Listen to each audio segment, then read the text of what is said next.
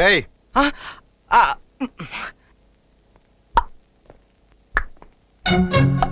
ఏంట్రా అది? పిల్లి పిల్లతో ఇప్పుడే కొత్తగా ఫ్రెండ్షిప్ అయింది. ఆ. దొంగట ఆడుకుంటున్నావు.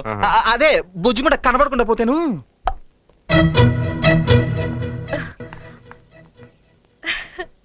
హాయ్, హ? నాకోసమేనా లొట్లేసింది?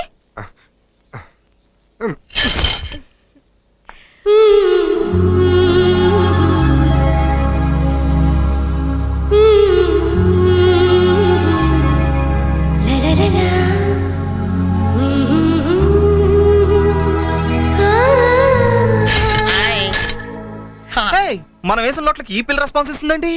మనకి రెస్పాన్స్ ముఖ్యం కానీ అమ్మాయి ముఖ్యం ఏంటి? కుమ్మాయి తీసేందుకు గాలి కోసం. ఓహో, ఏంటి ఆ అమ్మాయి మిమ్మల్ని కూడా లవ్ లో దించుతానని ఛాలెంజ్ చేసిందా? ఛాలెంజ్ లేదు, సిగ్నల్ చాలు మాకు. అంటే ఇంతకు ముందు నీతో కూడా ఛాలెంజ్ చేసిందా?